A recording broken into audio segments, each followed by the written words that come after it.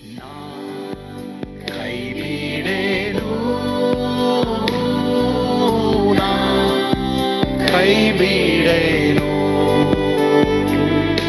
ಆ ಮಾತು ಹೇಳಿದ ತಾ ಹೇಳಿದ ನಲ್ಲವೇ. ನಾ ಕೈ ಬಿಡೇನು, ನಾ ಕೈ ಬಿಡೇನು, ಆ ಮಾತು ಹೇಳಿದ ತಾ ಹೇಳಿದ ನಲ್ಲವೇ. ಯೇಸು ಕೈ ಬಿಡನು ದೈನಂದಿನ ಸತ್ಯವೇದ ಅಧ್ಯಯನಕ್ಕೆ ನಿಮ್ಮೆಲ್ಲರನ್ನು ಸ್ವಾಗತಿಸುತ್ತೇನೆ.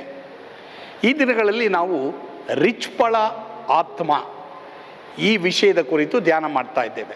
2 ಸಮುವೇಲ 21ನೇ ಅಧ್ಯಾಯ 1ರಿಂದ 14ನೇ ವಚನ. ಸೊ ಹೀಗಾಗಿ ಆಕೆ ಯಾವ ರೀತಿ ತನ್ನ ಮಕ್ಕಳಿಗೋಸ್ಕರವಾಗಿ ಅಲ್ಲಿ ಹೋರಾಡ್ತಾಳೆ, ತನ್ನ ಮಕ್ಕಳ ಶವ ಹಕ್ಕಿಗಳು ಕಾಡು ಮೃಗಗಳು ತಿನ್ನಬಾರದೆಂಬುದಾಗಿ ಹೋರಾಡ್ತಾಳೆ ಎಂಬುದಾಗಿ ಅಲ್ಲಿ ಬರೆದಿರೋದನ್ನು ನಾವು ನೋಡ್ತೇವೆ. ಆದ್ದರಿಂದ ಈ ಒಂದು ಪ್ರಸಂಗದಲ್ಲಿ ಖಂಡಿತವಾಗಿ ಅನೇಕರು ನೀವು ಆಶೀರ್ವಾದ ಹೊಂದಿದ್ದೀರಾ.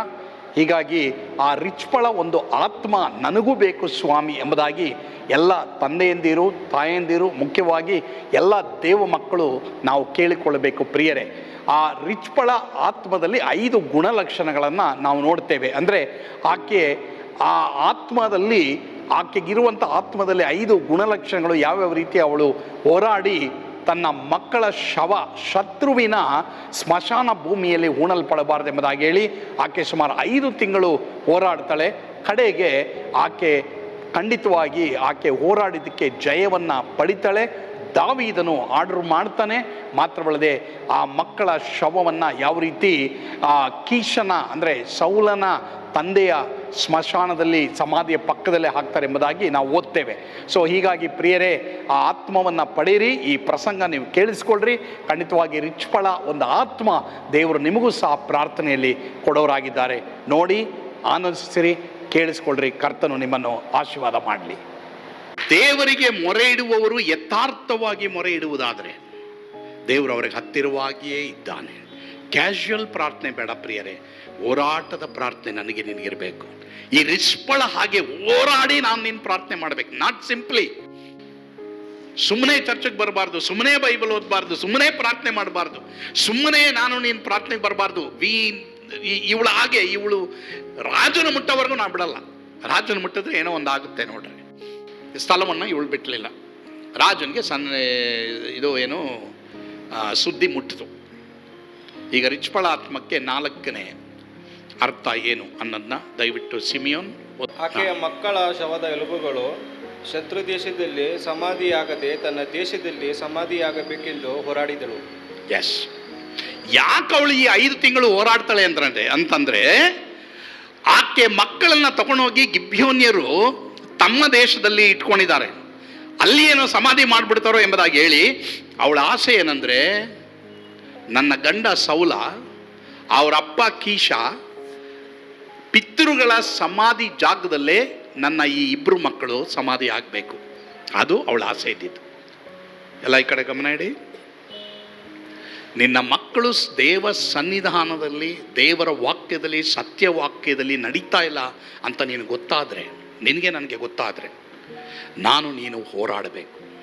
ನಮ್ಮ ಕುಟುಂಬದಲ್ಲಿ ಯಾರಾದರೂ ದೇವರನ್ನ ಬಿಟ್ಟು ಹೋಗಿದಾರಾ? ದೇವರಿಂದ ದೂರ ಇದ್ದಾರಾ? ದೇವರ ಸನ್ನಿಧಾನದಲ್ಲಿ ಅವರು ಇಲ್ವಾ? ಕೆಟ್ಟ ಕೆಟ್ಟ ಚಟಗಳಿಗೆ ಒಳಗಾಗಿದ್ದಾರಾ? ದೇವರಿಗೆ ವಿರುದ್ಧವಾದ ಪಾಪಗಳನ್ನು ಮಾಡ್ತಾ ಇದ್ದಾರಾ? ಇದು ನನಗೆ ನಿನಗೆ ತಿಳಿದು ಬಿಟ್ಟರೆ ನಾನು ನೀನು ದೇವರೇ ಇಲ್ಲ ದೇವರೇ, ಇದಕ್ಕೆ ಸಾಲ್ವ್ ಆಗೋದೇ ನಿನ್ನ ಸನ್ನಿಧಾನ. ಕೂತ್ಕೊಳ್ಳಿ, ಹೋರಾಡ್ರಿ. ಅವಳು ಯಾಕೆ ಈ ಥರ 5 ತಿಂಗಳು ಹೋರಾಡೋದು ಅಂದರೆ, ನನ್ನ ಮಕ್ಕಳು ಅನ್ಯ ಶತ್ರು ದೇಶದಲ್ಲಿ ಸಮಾಧಿ ಆಗಬಾರ್ದು. ಅದೇ ಥರ ನಿಮ್ಮೆಲ್ಲರಿಗೂ ಆಸೆ ಇರಬೇಕು. ನಮ್ಮ ಇಡೀ ಕುಟುಂಬ, ನಮ್ಮ ಇಡೀ ರಿಲೇಟಿವ್ಸ್, ನನಗೆ ಗೊತ್ತಿರುವಂಥ ಎಲ್ಲರೂ ದೇವರ ಸನ್ನಿಧಾನದಲ್ಲಿ ಬರಬೇಕು ದೇವರೇ. ನಿನ್ನ ಸನ್ನಿಧಾನದಲ್ಲಿ ಅವ್ರು ಇರಬೇಕು ದೇವರೇ.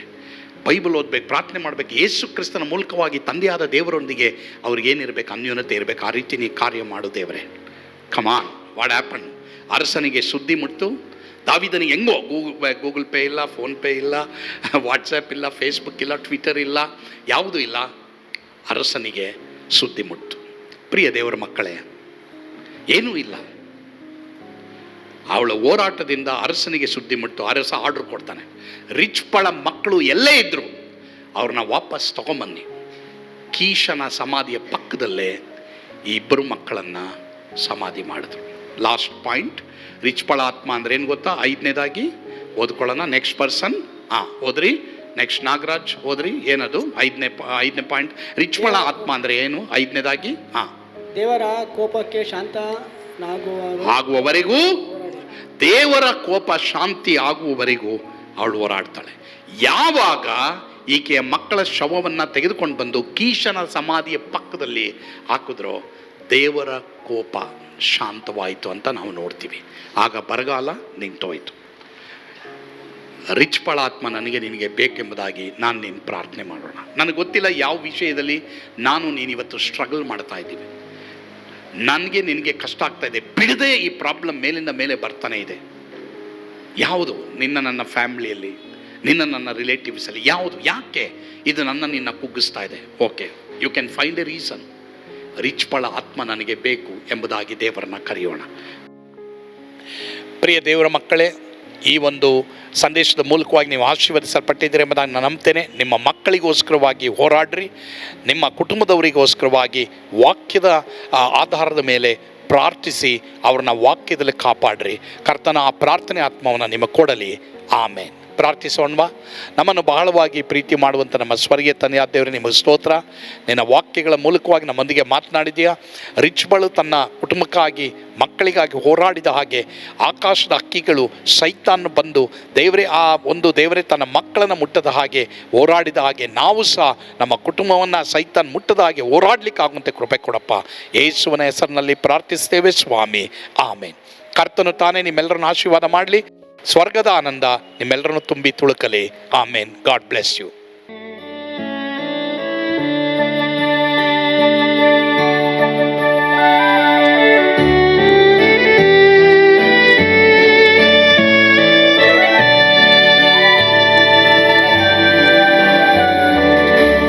ಎಂಥ ಅದ್ಭುತವಾದ ದಿನ, ನಾನೆಂದಿಗೂ ಮರೆಯೇನು.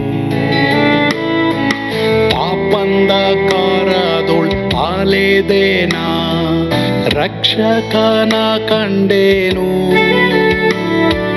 ಕೋಮಲ ಕರುಣೆಯುಳ್ಳ ಯೇಸು ಎನ್ ಕೊರತೆ ನೀಗಿದ. ಕತ್ತಲೆ ಹೋಯಿತು, ಜ್ಯೋತಿಯು ಮೂಡಿತು, ನಾನೀಗ ಧನ್ಯನಾದೆ.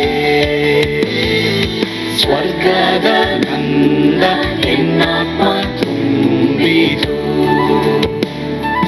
ಶಿಲುಬೆನಾಗ ಎನ್ ಸ್ವಸ್ಥ ಕೈದನು. ಎನ್ ಪಾಪ ತೋಳೆದ, ಈರುಳ ದಿನಕ್ಕೆ ತಿರುಗಿದ.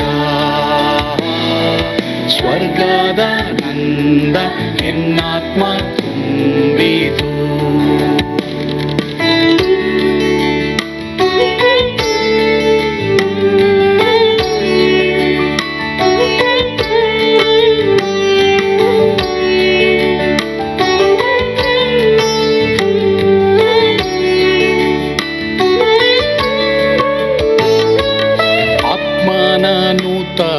ಜನ್ಮದಿಂದ ದೇವಪುತ್ರನಾದೇನು. ನೀತಿ ನಿರ್ಣಯವ ಹೊಂದಿದೇನು, ಭಾಗ್ಯವಂತನಾದೇನು.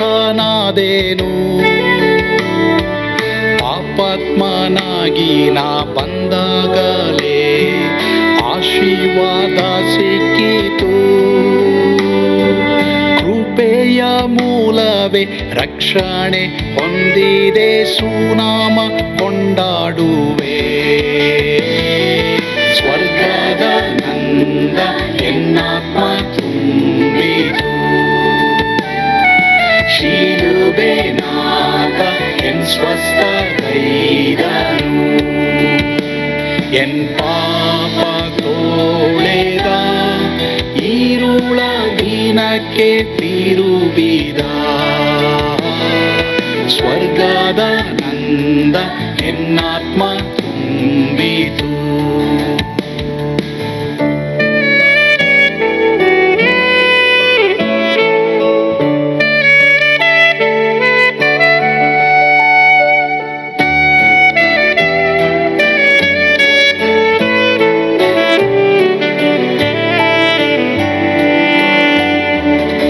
ಅನಂತ ನಿರೀಕ್ಷೆ ಏನಾಗಿದೆ, ಕಾಲವು ತೀರಲಾಗಿ ಸ್ವರ್ಗದ ಭವ್ಯ ಬಿಡಾರದಲ್ಲಿ ನಿತ್ಯವಾಗಿ ಇರುವೆ. ಶಿಲುಬೆ ನನಗೆ ಆಶ್ರಯವೇ, ನಂಬಿಕೆಗಾಧಾರವೇ. ನಿತ್ಯ ಐಶ್ವರ್ಯವ ದಿವ್ಯಾಶೀರ್ವಾದವ ಕರ್ತ ಇವನೇ ನಗೆ. ಸ್ವರ್ಗದ ನಂದ ಎನ್ನಾತ್ಮ ತುಂಬಿತು. ಶಿಲುಬೆ ನಾದ ಎನ್ ಸ್ವಸ್ಥ ಗೈದನು. ಎನ್